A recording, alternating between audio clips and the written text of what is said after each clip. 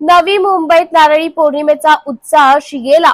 एकविरा देवीच्या पालखीत आगरी कोळी बांधवांचा मोठा सहभाग। आज रक्षाबंधन सोबतच नारळी पौर्णिमा देखील आहे। नारळी पौर्णिमा निमित्त आज आगरी कोळी बांधव समुद्राला नारळ अर्पण करून पुन्हा आपल्या नौका मासेमारी करण्यासाठी समुद्रात सोडतात। यावेळी आगरी कोळी बांधवांची कुलदैवत असलेल्या एकविरा देवीची पालखी काढली जाते। नवी मुंबईतील आगरी कोळी बांधव देखील समुद्राला नारळ अर्पण करण्यासाठी निघाले आहेत। यावेळी आगरी कोळी समाज बांधव या एकविरा देवीच्या पालखीत सामील झाले आहेत। यावेळी माजी आमदार संदीप नाईक देखील या पालखीमध्ये सहभागी झाले आहेत। सर, आज आपण सहभागी झाला ते आनंदी वातावरण आहे काय? आज नारळी पौर्णिमा आणि पवित्र रक्षाबंधनाचा सण आज खूप आनंद आणि उत्साहानं रक्षाबंधन हा पवित्र सण साजरा केला जात असताना आगरी कोळी बांधव हे देखील नारळी पौर्णिमा हा उत्सव देखील तेवढ्याच उत्साहानं साजरा करत असतात। समुद्रानं शांत व्हावं, सगळ्यांची समृद्धी व्हावी, भरभराटी व्हावी याकरता कोळी बांधव समुद्राचं पूजन करत असतात। या संपूर्ण कोळी आगरी संस्कृतीचं एकंदर एक उत्सवाचं निर्माण झालेलं स्वरूप हे संपूर्ण नवी मुंबईकरांना बघायला मिळतं। आज बघितलं आपण की आगरी कोळी समाजाचे बांधव भगिनी या संपूर्ण उत्साहामध्ये सम्मिलित झाले असले तरी नवी मुंबईमधील प्रत्येक समाजातील लोक या उत्सवामध्ये उपस्थित असलेले आपल्याला बघायला मिळेल। हीच नवी मुंबईची एक विशेषता आहे की नवी मुंबईमध्ये होणाऱ्या प्रत्येक उत्सवांमध्ये मग तो कोणत्या धर्माचा असो, तो कोणत्या जातीचा असो, पंथाचा असो, ही सर्वच नवी मुंबईतले नागरिक एकरूप होऊन त्या उत्सवामध्ये सम्मिलित होत असतात आणि एकतेचं दर्शन त्या माध्यमातून घडत असतं। मी संपूर्ण नवी मुंबईमधील आगरी कोळी बांधव जे या उत्सवामध्ये सम्मिलित झालेले आहेत आणि रक्षाबंधन देखील संपूर्ण भारतामध्ये आज साजरी केली जात आहे, संपूर्ण जगात साजरी केली जात आहे। या रक्षाबंधनाच्या आणि नारळी पौर्णिमेच्या मी सर्व नागरिकांना मनपूर्वक हार्दिक शुभेच्छा देतो। त्यांच्या सुरक्षेसाठी आपण यांना जॅकेट दिले, नेमकी काय भावना? बाकी हा कोळी बांधव परंपरागत त्यांचा व्यवसाय सुरू ठेवत असताना अनेक पिढ्या या व्यवसायामध्ये आहेत। या बदलत्या परिस्थितीमध्ये त्यांनी त्यांचा व्यवसाय चांगल्या पद्धतीने करावा आणि अजून आधुनिक गोष्टी ज्या आपल्या भारतामध्ये उपलब्ध आहेत, भारताच्या बाहेर देखील आहेत, अजून त्यांचा स्तर वाढवण्याकरता विविध चांगल्या याच क्षेत्रांमधील व्यवसायामध्ये या कोळी बांधवांनी, आगरी बांधवांना आलं पाहिजे आणि त्याकरता त्यांना प्रोत्साहित करत असताना त्यांना योग्य मार्गदर्शन तरी मिळालं पाहिजे।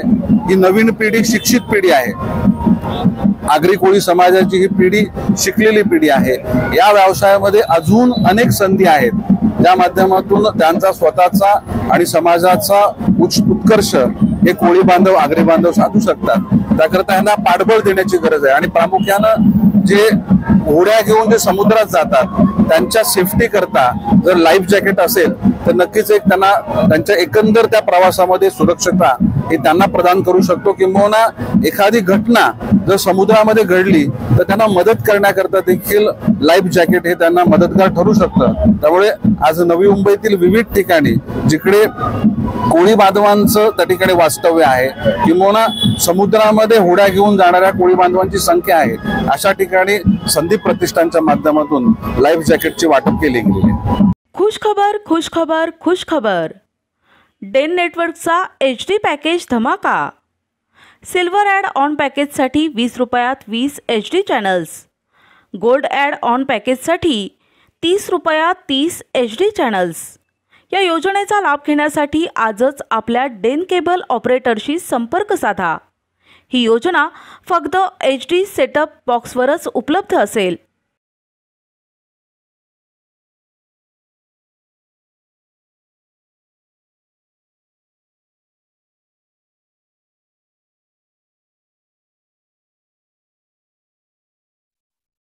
अमरावतीतील महिलांनी उपमुख्यमंत्री अजित पवार यांना पाठवली 4 फुटांची राखी।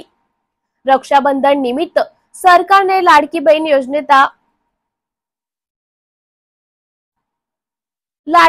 योजनेचा पहिला हप्ता लाभार्थी महिलांच्या खात्यात पैसे जमा केल्याबद्दल अमरावतीतील महिलांनी 4 फुटाची राखी उपमुख्यमंत्री अजित पवार यांना पाठवली आहे। माजी जिल्हा परिषद अध्यक्ष सुरेखा ठाकरे यांच्या मार्गदर्शनाखाली महिलांनी ही विशेष राखी तयार केली आहे। विविध समाजातील महिलांनी एकत्र येऊन अजित पवारांसाठी विशेष राखी तयार केल्याची माहिती सुरेखा ठाकरे यांनी यावेळी दिली आहे। कार्यक्रम आमच्या महिलांनी यासाठी साजरा केला की खऱ्या अर्थाने डॉक्टर बाबासाहेब आंबेडकरांच्या या पुतळ्याजवळ या कार्यक्रमाचं आम्ही नियोजन केलं, ज्यांनी खऱ्या अर्थाने संविधानामध्ये महिलांना बरोबरीचा अधिकार दिला। राज्य शासनाने मुख्यमंत्री लाडकी योजना ही जाहीर करताना 70% बजेट हे महिलांच्यासाठी त्याचे नियोजन आमच्या सरकारने केलं आणि त्याच माध्यमातून आदरणीय अजितदादा आमचे उपमुख्यमंत्री वित्तमंत्री यांनी खऱ्या अर्थाने हे बजेट करत असताना अनेकांनी त्यावर टीका केल्या। अपोजिशन लोकांनी खूप टीका केल्या की तुमचे पैसे काढून घ्या, याच्यानंतर तुम्हाला पैसे भेटतील की नाही, हे सगळं इलेक्शनचं थोटांग आहे वगैरे वगैरे वगैरे। पण आम्हाला माहीत होतं की दादा हा शब्दाचा पक्का माणूस आहे। त्यांनी सांगितले की रक्षाबंधनच्या आधी तुमच्या खात्यावर हे पैसे येणार आणि खरंच अनेक महिला इथं प्रूफ आहे, अनेकांच्या मोबाईलमध्ये मेसेज आहे। हा मेसेज तुम्हाला दाखवत असताना आम्हाला आनंद याच्यासाठी होतो की आम्ही हक्कानी म्हणू शकतो की दादांनी या महिलांच्या खात्यावर पैसे टाकले आणि म्हणून भावानी आम्हाला ओवाळणी दिली। महिलांचं असं म्हणणं आहे की भावानी ओवाळणी दिली, पण भावाला राखी पाठवणे ही आमची जबाबदारी आहे आणि म्हणून एक प्रतिकात्मक राखी म्हणून अतिशय मोठ्या प्रमाणात ही राखी इथे तयार करण्यात आली आणि ही राखी आता आदरणीय दादांना आम्ही पाठवणार आहोत। आणि म्हणूनच आजच्या दिवशी खरं श्रावण सोमवार, पौर्णिमा, रक्षाबंधन अशाही दिवशी महिला या ठिकाणी आल्या। मुस्लिम समाजांच्या पण महिला खूप मोठ्या प्रमाणात आल्या। त्यांनी सांगितलं की असं आजपर्यंत कोणीही आम्हाला महिलांना स्वाभिमानाची ओवाळणी दिलेली नाही, ते आदरणीय अजितदादांनी दिली। म्हणून आज या ठिकाणी मोठ्या संख्येने आमच्या महिला येऊन या ठिकाणी एक राखी दादांना पाठवण्यासाठी सर्वजण इथे उपस्थित झाल्या। तेव्हा आम्हाला अतिशय अभिमान आहे की आजच्या दिवशी दादांना आम्ही ही राखी सर्व महिलांच्या वतीने पाठवत आहोत। धन्यवाद।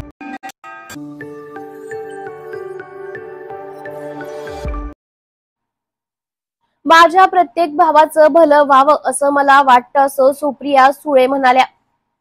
त्या म्हणाल्या, दुसऱ्याच्या घरात बसल्यास मला रस नसतो। मित्र पक्षाचा मान सन्मान हाच झाला पाहिजे। नाती जोडायची म्हटलं तर त्या नात्यात लाल काळे झेंडे दाखवता।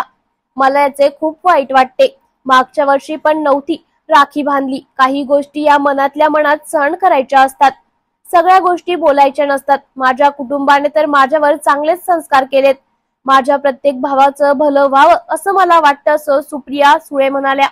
म्हणजे काय त्याला खडापाटला पुढे एकत्र राहतील किंवा आतापासूनच त्याची विधानसभेच्या अगोदर सुरुवात झाली। दुसऱ्याच्या घरात बघण्यात मला रस नसतो आणि मला असं वाटतं सातत्याने हे जे कॉन्ट्रडिक्शन्स असतात, म्हणजे RSSच्या पुस्तकात काही येतं त्यांच्याबद्दल, अशा अनेक गोष्टी काय पहिल्यांदा वेळ नाही आहे जी भारतीय जनता पक्षाने अजित पवारांचा विरोध केला आहे। सातत्याने ते करत असतात। हे दुर्दैव आहे की अजित पवार ज्यांना मित्रपक्ष मानतात त्यांच्या मित्रपक्षातले लोक एका लोकशाहीमध्ये असं वागतात की दुर्दैवी आहे, वेदना देणार आहे। कारण का शेवटी आघाडीमध्ये मित्रपक्षाचा मान सन्मान हा झालाच पाहिजे आणि जर हे काळे झेंडे वगैरे का दाखवले हे मला माहिती नाही, पण अतिशय वेदना देणारी आणि अस्वस्थ करणारी, कारण का मित्रपक्षाचा मान सन्मान आणि इथे तुम्ही नाती जोडायची म्हणतात, त्या नात्यामध्ये लाल काळे झेंडे घालतात, मला खूप वाईट वाटतं। ताई,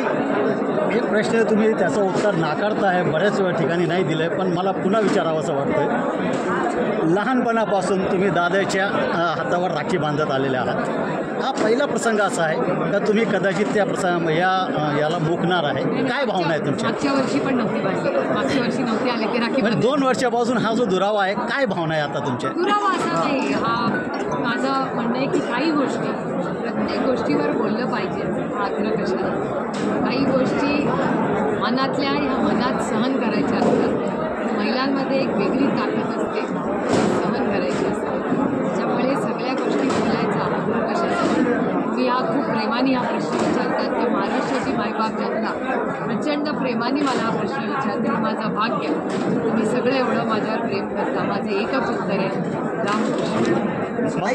उद्या रक्षाबंधन आहे, कुठे साजरा करणार, कसं, म्हणजे कारण शेवटी दुःख हे दुःख आहे, शेवटी ते भाऊ आहे, तुम्ही बहीण आहात। कधीतरी अशा दुःखद घटना आपल्या आयुष्यात होतात त्या सहन करायच्या असतात.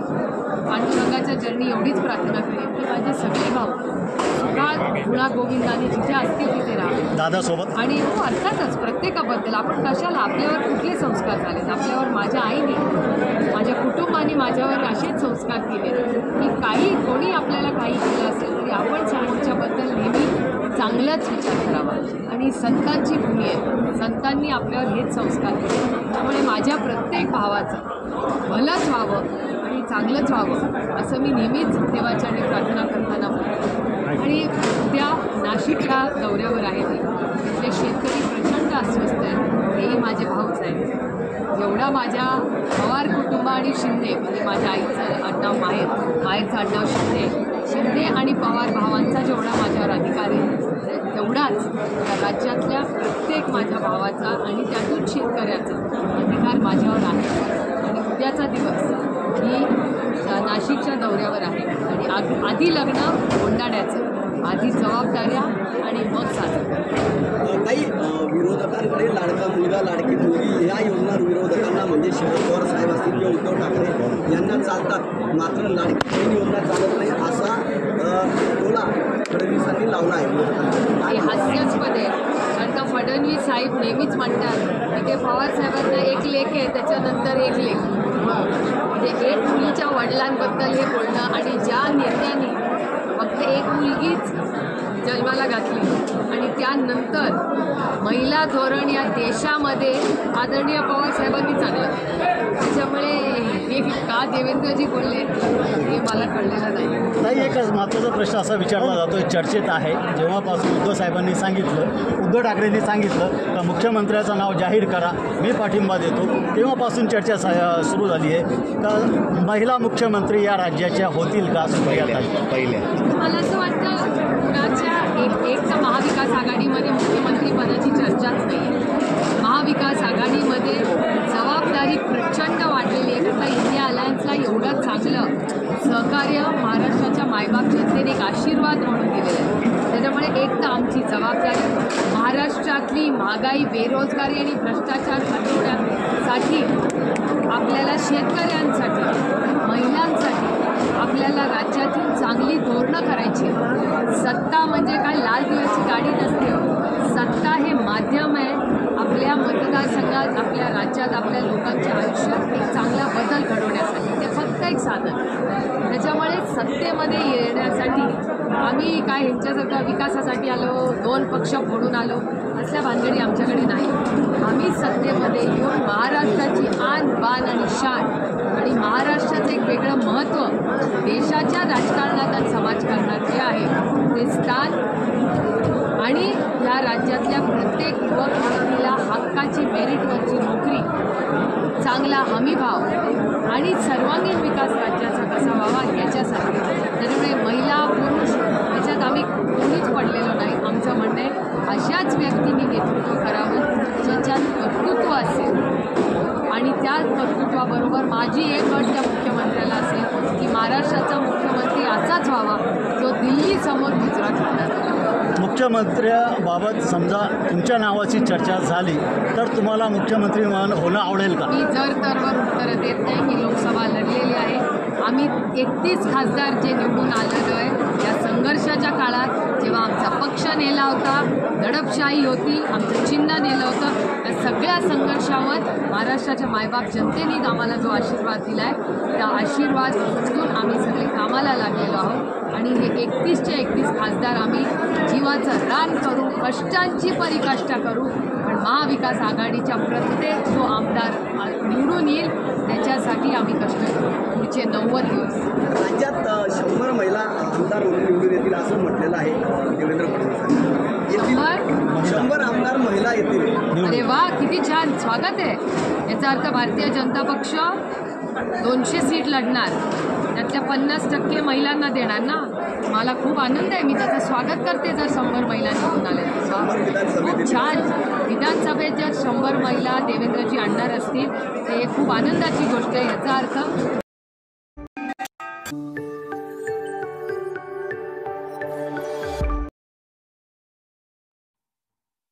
कालभैरव कावड यात्रेत आमदार संजय गायकवाड सहभागी। आज पवित्र श्रावण मासातील सोमवारच्या निमित्ताने बुलढाण्यातील बुद्धनेश्वर येथून श्री कालभैरव कावड यात्रा मित्र मंडळाच्या वतीने भव्य कावड यात्रेचे आयोजन करण्यात आले होते। या ठिकाणी भगवान महादेवाची भव्य महाआरती आमदार संजय गायकवाड यांच्या हस्ते करण्यात आली। यावेळी कावड यात्रेत बुलढाण्याचे आमदार संजय गायकवाड सहभागी झाले होते।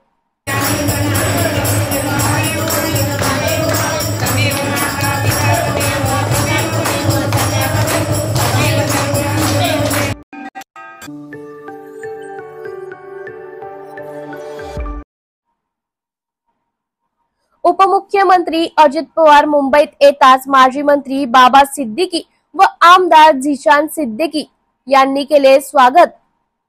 राष्ट्रवादी काँग्रेस अजित पवार गटाची जनसन्मान यात्रा आज मुंबईत दाखल झाली आहे।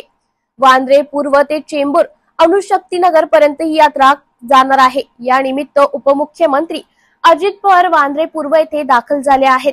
यावेळी माजी मंत्री बाबा सिद्दीकी आणि वांद्रे पूर्वचे काँग्रेस आमदार झिशान सिद्दीकी यांनी त्यांचे स्वागत केले आहे। यावेळी आमदार झिशान सिद्दीकी यांनी भव्य बाईक रॅलीचे आयोजन केले होते। या बाईक रॅलीला आता सुरुवात झाली आहे। अजित पवार आले ही आपल्या सौभाग्याची गोष्ट आहे। आज वांद्रे पूर्व येथे ते त्यांच्या लाडक्या बहिणींना भेटणार आहेत। कोणत्याही पक्षप्रवेश होणार नाही आहे। अजित पवार हे महाराष्ट्राचे राज्याचे उपमुख्यमंत्री आहेत, त्यामुळे एक स्थानिक आमदार असल्याचं त्यांचं स्वागत केलं जात आहे। लोकांमध्ये प्रचंड उत्साह आहे। रक्षाबंधन के शुभ अवसर पर ये धन्यवाद करने जा रहे हैं और ये हमारी सौभाग्य की बात है कि अजीत दादा आ रहे हैं। पूरे महाराष्ट्र में उन्होंने अपनी बहनों से मुलाकात की है और आज वांद्रपूर में भी अपनी बहनों से वो मिलने जा रहे हैं। गेल्या बऱ्याच काळापासून तुम्ही राष्ट्रवादी अजित पवार गटात जाणार अशी चर्चा आहे। आज तुम्ही सगळं आयोजन करताय, आज पक्षप्रवेश होणार का? कुछ पक्ष प्रवेश की बात नहीं है। महाराष्ट्र के उपमुख्यमंत्री है और मैं एक स्थानिक आमदार होने के नाते उनका स्वागत कर रहा हूँ। कांग्रेस पार्टी की भी इधर रैली थी 2 दिन पहले, मुझे आमंत्रित नहीं किया गया था। आज उप मुख्यमंत्री साहब आ रहे हैं तो एमएलए होने के नाते मैं उनका स्वागत कर रहा हूँ और लोगों के बीच में उत्साह है कि उनको अजीत दादा से मिलकर धन्यवाद करें। कांग्रेस को निकला है जो आपके संभाव्य पक्ष प्रवेश पर अजीत दादा में स्वागत करे, ऐसा बोल रहे हैं कि जहाँ पर भी ऐसे लोग छोड़ के जाते हैं हमें फायदा होता है, जनता हमारे साथ है और हमारे जनता किसके पास है, जनता किसके साथ है वो तो इलेक्शन में दिख जाएगा। क्योंकि ये जो लीडर्स है वो यही लीडर्स है जब मैं उनके पास जाता था तो शिवसेना उबट्टा की वजह से वो अपनी चुप्पी बरकरार रखते थे और अगर वो चुप्पी बरकरार रखते हैं तो जो लीडर लोगों के लिए खड़ा रहता है, मेरे जैसा कार्यकर्ता जो है वो उनके पास ही जाएगा काम के साथ और लोगों के साथ मेरी बहुत अपेक्षा है और हम काम करते आए, काम करते रहेंगे। सर, महाविकास आघाडीमध्ये तुम्ही होता आणि तुम्ही आता थेट महायुतीत असलेल्या एका पक्षाच्या कार्यक्रमात उपस्थिती दाखवत होता, त्यांचं स्वागत नहीं, अगर मैं एक स्थानिक आमदार हूँ और उप मुख्यमंत्री साहब आ रहे हैं तो ये मेरा कर्तव्य है कि अच्छे से अच्छे उनका स्वागत करूँ और अगर ये योजना का लाभ मिल रहा है लोगों को तो उसमें पॉलिटिक्स नहीं होनी चाहिए, उसमें शाबाशी और प्रशंसा जरूर देनी चाहिए।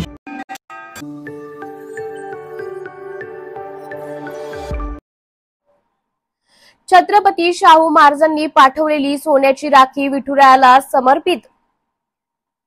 बहीण भावाचं नातं अधिक दृढ करण्यासाठी राखी पौर्णिमेच्या निमित्ताने आज छत्रपती शाहू महाराजांनी सोन्याची राखी पाठवली आहे। शाहू महाराजांनी पाठवलेली राखी आज विठुरायाला भक्तिभावाने बांधली। छत्रपती शाहू महाराजांच्या वतीने महादेव तळेकर यांनी ही राखी मंदिर समितीकडे सुपूर्द केली। त्यानंतर विठुरायाला ही राखी बांधण्यात आली। विठुरायाला राखी बांधण्याची शाहू महाराजांच्या घराण्याची गेल्या अनेक वर्षापासून परंपरा आजही कायमपणे सुरू आहे।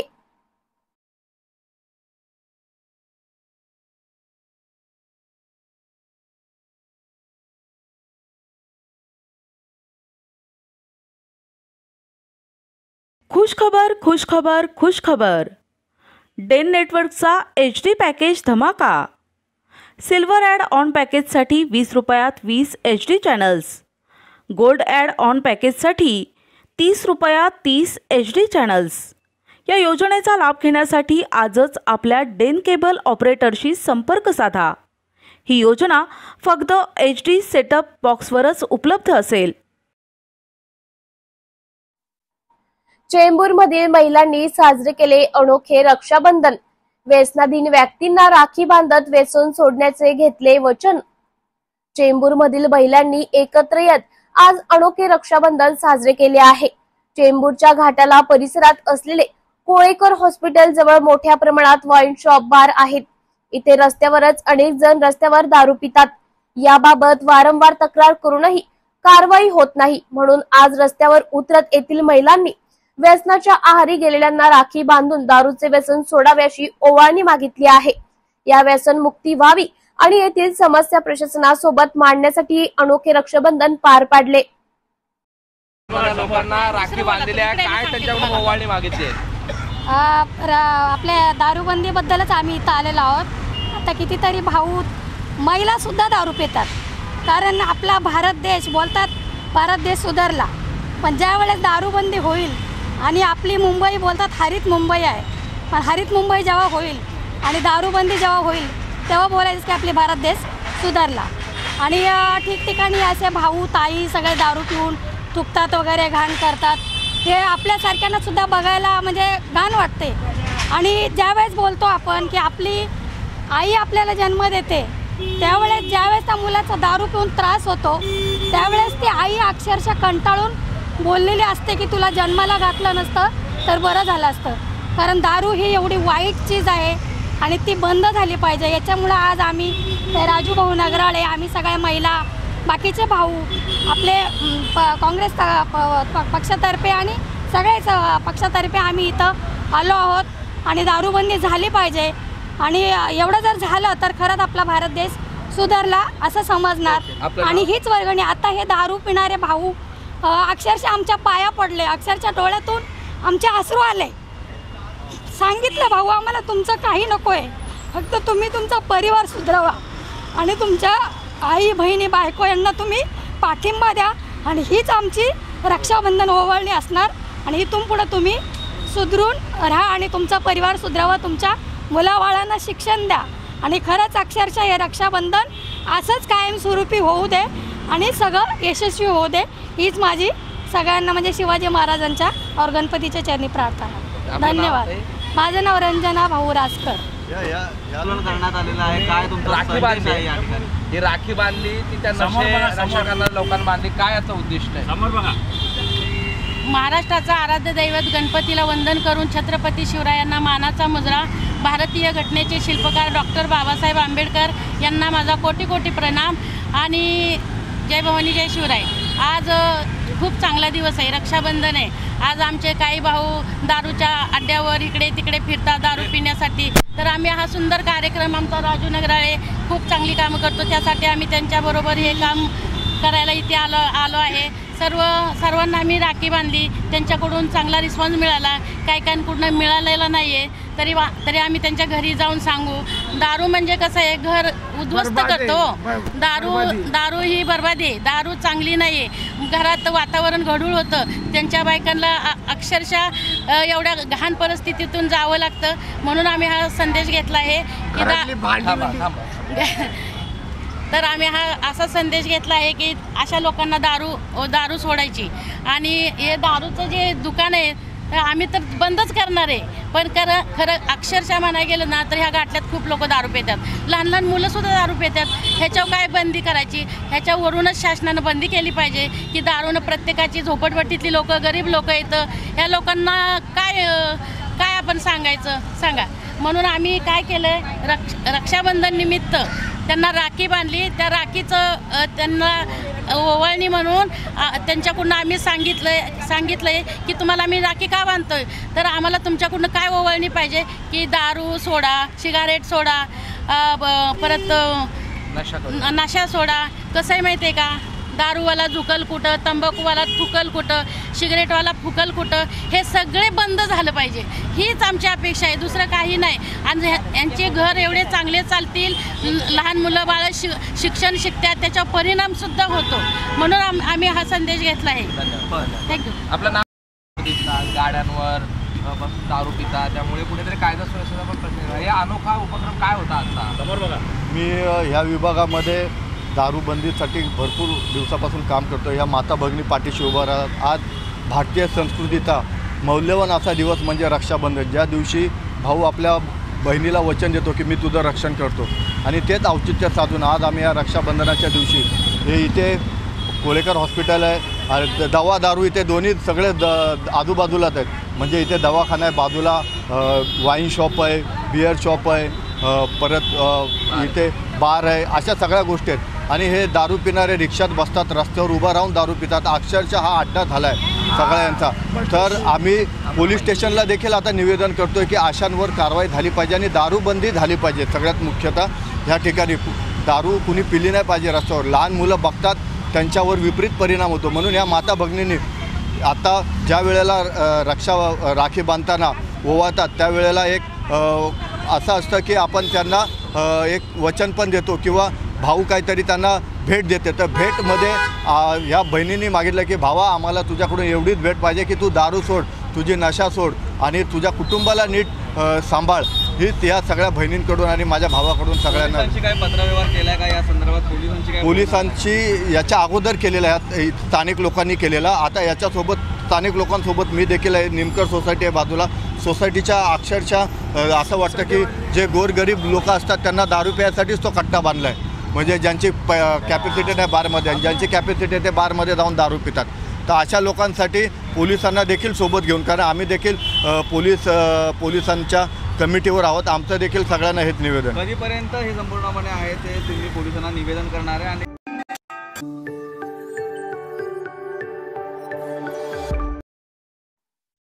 महाराष्ट्रात निर्माण झालेली महायुती ही फक्त सत्तेसाठी आहे, सेवेसाठी नाही, असं महेश तापसे म्हणाले. अजित पवार यांना भाजपाच्या पदाधिकाऱ्यांनी काळे झेंडे दाखवले. तिथे रवींद्र चव्हाण हे भाजपचे कुचकामी मंत्री असा दावा रामदास कदम यांनी केला. याचा अर्थ काय? एकीकडे महायुतीच्या माध्यमातून आम्ही सरकारमध्ये येऊ अशा पद्धतीने दावा करणारे देवेंद्र फडणवीस यांनी त्यांच्या पक्षाला समर्थन देणारे दोन पक्ष अजित पवार यांची राष्ट्रवादी आणि शिवसेना शिंदे गट दोघेही त्यांना टार्गेट करताय का? महाराष्ट्रात निर्माण झालेली महायुती हा फक्त सत्तेसाठी आहे, सेवेसाठी नाही, अशी टीका महेश तापसे यांनी केली आहे. रक्षाबंधनाच्या पूर्वसंध्येला आज महाराष्ट्राचे लाडके उपमुख्यमंत्री देवेंद्रजी फडणवीस हे ज्याला 2014 साली ज्याला मुख्यमंत्री झाले त्या कालखंडात त्यांनी रचलेले सर्व कार्य, ज्याच्यामध्ये समृद्धी महामार्ग हा त्यांचाच भाग आहे. मागेल त्याला तलाव, शेततलाव, अटल सेतू, मुंबईचा सागरी मार्ग, मेट्रो, अशा विविध योजना त्यांनी काढल्या. आणि ह्या जी लाडकी बहिणा ही योजना आहे या योजनेमध्ये त्यांचा फार मोठा सहभाग आहे. आज महाराष्ट्रातल्या प्रत्येक शहर जिल्ह्यामध्ये आणि जिल्ह्यामध्ये भारतीय जनता पक्षाच्या वतीनं लाडक्या बहिणींना सन्मानानं बोलून त्यांचा आदर करून विविध ठिकाणी त्यांच्या लाडक्या भावाला राखी बांधण्याचा कार्यक्रम प्रत्येक शहरात झाला. आज नवी मुंबईमध्ये आज हजारो भगिनींनी येऊन या ठिकाणी आपल्या भावना व्यक्त केल्या. गेली 25 वर्ष आणि ही जो ओसाड झालेली 5 वर्ष सातत्यानं मी आणि माझे सहकारी या शहरातील सगळ्या भगिनींची आम्ही काळजी तर घेतच आहोत. भविष्य काळामध्ये ही बांधिलकी कायम राहणार आहे. या शहरातल्या शिक्षणाच्या, आरोग्याच्या, पाणी पुरवठा, स्वच्छता, क्रीडा, सांस्कृतिक, वाहतूक या सर्व बाबतीमध्ये माझी मतं मी वेळोवेळी मांडलेली आहेत. आणि ती आमची बांधिलकी, आम्ही कोणावर उपकार करत नाही, ही बांधिलकीच्या भावनेतून हे करण्याचं ठरवलेलं आहे. भविष्य काळामध्ये देवेंद्रजी फडणवीस यांच्या नेतृत्वाखाली या राज्याचा विकास निश्चितपणे होईल असा दृढ विश्वास आम्ही सर्व कार्यकर्त्यांनी केलेला आहे. आज महाराष्ट्रभर प्रत्येक जिल्ह्यात आणि प्रत्येक जिल्ह्यातल्या तालुक्यात, शहरात देवाभाऊ या संज्ञेखाली देवेंद्र फडणवीसांना आज रक्षाबंधनामध्ये सगळ्या भगिनींनी अडकवलेलं आहे. आणि त्या भगिनींचं रक्षण करणं राज्यस्तरावर जसं त्यांचं काम आहे तसं या शहर स्तरावर आम्ही कटिबद्ध आहोत आणि तशा प्रकारचा विश्वास त्या ठिकाणी दिलेला आहे, तो विश्वास सार्थ करू. खुश खबर, खुश खबर, खुश खबर. डेन नेटवर्कचा HD पॅकेज धमाका. सिल्वर ॲड ऑन पॅकेजसाठी 20 रुपयात 20 HD channels. Gold add on पॅकेजसाठी 30 रुपयात 30 HD चॅनल्स. या योजनेचा लाभ घेण्यासाठी आजच आपल्या डेन केबल ऑपरेटरशी संपर्क साधा. ही योजना फक्त HD सेटअप बॉक्सवरच उपलब्ध असेल. रक्षाबंधनानिमित्त छत्तीसगड मधील साई भक्ताने 35 किलो वजनाची राखी केली साई चरणी अर्पित. रक्षाबंधन निमित्त छत्तीसगड मधील बिलासपूर येथील साई माऊली परिवाराकडून श्री प्रबोधन यांनी साई बाबांना साधारण 35 किलो वजनाची 36 फूट लांब व 5 फूट रुंद अशी भव्य राखी समर्पित केली. याबद्दल प्रबोधनराव यांनी सांगितले की ही राखी कलाकार दिलीप दिवाकर पात्रीकर यांनी 10 दिवसात बनवली असून यामध्ये फायबर प्लाय, मोती, जरी, बुटी आदींचे काम करण्यात आले आहे. नमस्कार, मैं प्रबोध राव छत्तीसगढ़ बिलासपुर साई माऊली की तरफ से आज यहाँ जो हमारे दिलीप पात्रीकर दादा है, इन्होंने एक राखी बनाई है, उसको बाबा को भेंट किया है. तो उसको आज हमने शिरडी साई संस्थान के CEO साहब के साथ में उसको प्रेषित किया है. इस राखी को बनाने के लिए पूरे 10 दिन का समय लगा है, जिसमें फाइबर, प्लाई, मोती, जड़ी बूटी आदि का काम किया गया है. साईनाथ ने लक्ष्मीबाई को दिए हुए 9 सिक्कों को इसकी थीम में समाहित किया गया है. प्रत्येक सिक्का श्रीमद् भागवत के एवं रामचरितमानस के नवदा भक्ति के एक एक लक्षण को दर्शाता है. उसी को इस राखी में समाहित किया गया है. साई माऊली की तरफ से मैं प्रबोध राव शिरडी संस्थान का आभार प्रकट करता हूं कि उन्होंने बड़े अच्छे तरीके से राखी को स्वीकार किया और पूरे विधिवत के साथ में उसका पूजन किया है. धन्यवाद.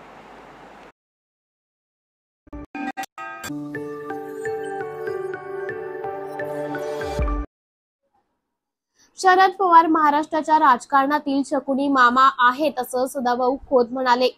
मराठा समाजाला देवेंद्र फडणवीस यांनी मिळवून दिलेले पहिले आरक्षण शरद पवार उद्धव ठाकरे यांनी घालवलेले असं वक्तव्य विधानसभेचे आमदार सदाभाऊ खोत यांनी केलं आहे.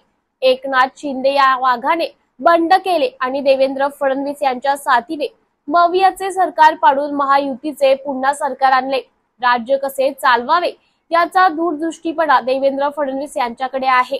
मात्र फडणवीस यांनी सर्वांना घेरले आहे, कारण फडणवीसच आपल्या फाईट देऊ शकतात हे शरद पवारांना कळले आहे. त्यामुळे वेळीच आंदोलने आतापर्यंत राज्यात उभी केली गेली आहेत. मराठा समाजाचे आतापर्यंत अनेक मुख्यमंत्री झाले, पण यातील कोणत्याही मुख्यमंत्र्याने मराठा समाजाला आरक्षण दिले नाही. पण 2019 साली मराठा समाजाला देवेंद्र फडणवीस यांनी पहिले आरक्षण मिळवून दिले. मात्र शरद पवार, उद्धव ठाकरे यांनी मराठा समाजाला मिळालेले हे आरक्षण घालवले आहे. मात्र या दोघांवर टीका झाली नाही. टीका झाली ती फडणवीस यांच्यावर.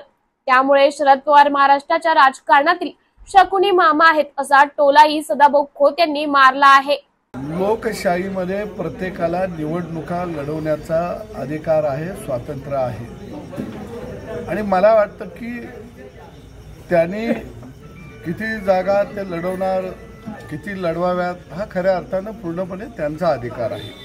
परंतु या महाराष्ट्राच्या राजकारणामध्ये जर आपण बघितलं, अलीकडच्या काळामध्ये पुरोगामी महाराष्ट्र म्हणून ओळखला जाणारा हा महाराष्ट्र अशांत करण्याचं काम खऱ्या अर्थानं महाविकास आघाडीनं चाणाक्ष बुद्धीनं केलं. आणि म्हणून शेतकऱ्यांचे प्रश्न असेल, शेतमजूर असेल, बलुतेदार असेल, तरुण असेल, यांचे प्रश्न या 2 वर्षामध्ये खऱ्या अर्थानं बाजूला पडले गेले. निश्चितच सर्व समाज गावगाड्यातले आमच्या गुन्ह्या गोविंदानं राहत आहेत. आणि मी आपल्या माध्यमातून आवाहन करेन महाविकास आघाडीच्या विशेषतः नेत्यांना की गावगाडा तोडू नका, गावगाडा फोडू नका. गावगाड्यातला माझा शेतकरी असेल, शेतमजूर असेल, बलुतेदार असेल, आलोतेदार असेल, हे हजारो वर्ष झाले गुन्ह्या गोविंदाने राहते आहेत. त्यांच्या घराला तुम्ही आगी लावण्याचा प्रयत्न निश्चितपणानं करू नका. महाराष्ट्रातलं जे अलीकडचं सगळं राजकारण जर बघितलं तर मराठा समाजाचं आरक्षण 1992 साली हे आरक्षण कुणी घालवलं? जे काही 16% 18% राहिलेलं जे आरक्षण होतं ते घालवण्याचं महापाप आदरणीय पवारसाहेब तुम्ही केलं. आणि आता पवारसाहेब म्हणत आहेत की केंद्रानं आरक्षण वाढवून द्यावं. अरे 10% WS मधनं केंद्रानं तर ऑलरेडी वाढवून दिलेलं आहे आणि महाराष्ट्र सरकारनं 10% आरक्षण हे मराठा समाजाला अधिक दिलेलं आहे. पवार साहेबांनी 50 वर्षामध्ये मराठा समाजाला चुना लावला. मराठा समाजाचे अनेक मुख्यमंत्री या महाराष्ट्रामध्ये सत्तेवरती आले. त्यांनी मराठा समाजाला ना आरक्षण दिलं. 10% आरक्षण 2019 साली देवेंद्र फडणवीस यांनी दिलं. सारथी संस्था देवेंद्र फडणवीस यांनी दिली. सारथी संस्थेच्या माध्यमातून स्कॉलरशिप असेल देवेंद्रजींनी दिली. परदेशामध्ये विद्यार्थ्यांना शिकायला स्कॉलरशिप देवेंद्रजींनी दिली. MPC UPCची स्कॉलरशिप देवेंद्रजींनी दिली. अण्णासाहेब पाटील महामंडळ देवेंद्रजीने काढलं. अरे एवढं मराठा समाजासाठी त्या माणसानं केलं. फक्त त्या माणसाची जात आडवी आली आणि म्हणून प्रस्थापित मराठे वाड्यातले मराठे यांनी व्यूहरचना करून देवेंद्र फडणवीसला खऱ्या अर्थानं राजकारणातनं संपवायचा हा कट केला. आणि म्हणून विस्थापित मराठा सदाभाऊ खोत सारखा या महाराष्ट्रातला देवेंद्र फडणवीसच्या पाठीशी हिमालयासारखा उभा राहिला. अरे पाणी अडवा पाणी जिरवा त्या माणसानं केलं. या राज्यामध्ये मुख्यमंत्री आरोग्य सहाय्यताच्या माध्यमातून निधी मिळतो. आरोग्य योजना या महाराष्ट्रामध्ये पहिल्यांदा सुरू जर कुणी केली असेल तर देवेंद्र फडणवीस यांनी केली आणि लाखो रुग्णांना फायदा झाला. मग तो किडनीचा रुग्ण असेल, कॅन्सरचा रुग्ण असेल, वेगवेगळ्या रुग्णांना फायदा झाला. अरे एखाद्याच्या घरात एखाद्याचा रुग्ण असला तर ते कुटुंब सगळं कोसळतं. त्या कुटुंबाच्या पायाखालची माती घिसटती. पण त्या कुटुंबाला 10,000पासून 10 लाख 15 लाख रुपये अर्ज देण्याची दानत आणि ती सुरुवात हे देवेंद्र फडणवीस या माणसानं केली. या प्रस्थापित मराठ्यांनी ज्यांनी सत्ता भोगल्या त्यांनी काय केलं? कारण या महाराष्ट्रामध्ये प्रस्थापितांचं राजकारण टिकलं पाहिजे, वाड्यांचं राजकारण टिकलं पाहिजे. म्हणून देवेंद्र फडणवीसला विरोध आहे. कारण तो सामान्याचं राजकारण घेऊन निघालेलं आहे. आणि म्हणून मला खात्री आहे की या महाराष्ट्रातली मायमाऊली, या महाराष्ट्रातला शेतकरी शेतमजूर हा यावेळी महायुतीचं सरकार आणणार आणि आम्ही वाडे उद्ध्वस्त करणार म्हणजे करणार.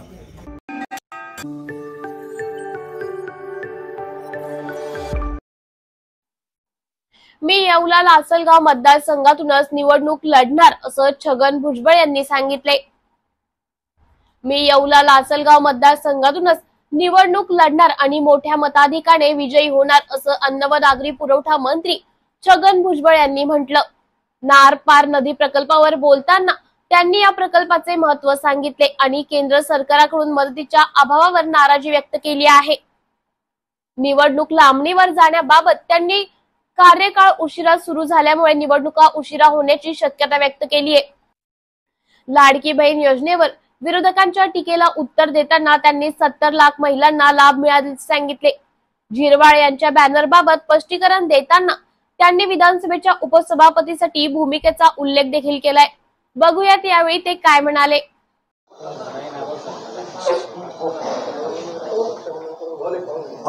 बोला साहेब, नारपार प्रकल्पाच्या याच्यावरनं विरोधक टीका करताय की केंद्र सरकारचं उत्तर आलंय व्यवहार्य हा प्रकल्प नाहीये आणि त्यावरनं हा प्रकल्प होणार नाही. सरकारचे लोक वेगवेगळी भूमिका मांडताय असं त्यांचं म्हणणं आहे.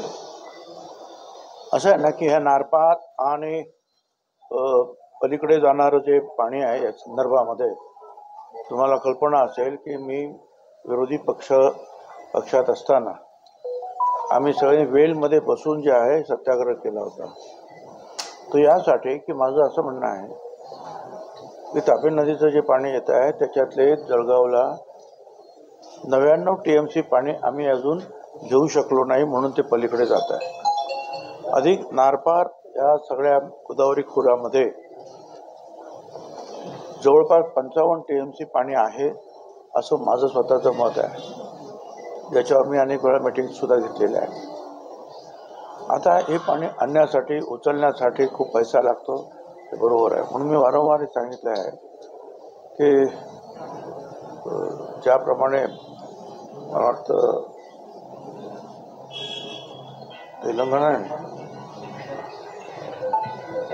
तेलंगणाने कलमेश्वर तो प्रकल्प जो आहे त्याने 350 हॉर्स पॉवरचे जे आहेत पंप लावले आणि ते पाणी जे 700 मीटर वरती उचलून त्या ठिकाणी काम करतात तेलंगणा. माझं म्हणणं हेच आहे की मराठवाड्याला जर पाणी आपल्याला पूर्णपणे जर ह्या अडचणीतून दूर करायचं असेल तर मी आता जे सांगितलं हे सगळं पाणी जे आहे उचलून आपल्याकडे आणलं पाहिजे आणि ते मराठवाड्याकडे पाठवलं पाहिजे. कारण इतर कुठूनही मराठवाड्याला पाणी मिळण्याची अपेक्षा आशाच नाही ना. पाऊस कुठे पडणार? पाऊस जो पडतो आहे आणि कायदा असा आहे या देशाचा, ज्या राज्याच्या भूमीवर पाऊस पडेल ते पाणी त्या राज्यात. पण हे जर पाहिलं तर आपल्याकडे फार मोठ्या प्रमाणावर पाणी आपण आणू शकतो. प्रश्न पैशाचा आहे. ठीक आहे, केंद्र सरकारने मदत नाही केली तो त्यांचा भाग वेगळा, परंतु पहिला भाग म्हणून अलीकडेच जे आहेत देवेंद्र फडणवीस आणि मुख्यमंत्री यांनी 10 TMCच्या बाबतीमध्ये जे आहे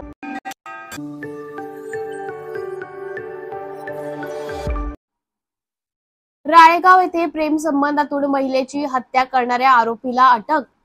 राळेगाव पोलीस स्टेशनच्या हद्दीमध्ये एका अनोखी महिलेचा मृतदेह आढळला होता. ही माहिती मिळताच राळेगाव पोलीस तात्काळ घटनास्थळी दाखल झाले. सदर अज्ञात महिलेबाबत चौकशी केली असता पोलीस स्टेशनला दाखल असलेल्या मिसिंग केसवरून नातेवाईकाला बोलवून रात्री खात्री केल्यानंतर ही महिला पिंपरी-दुर्ग येथील होती. यानंतर राळेगाव पोलीस स्टेशनमध्ये अज्ञात इसमा विरोधात गुन्हे दाखल करण्यात आला आहे.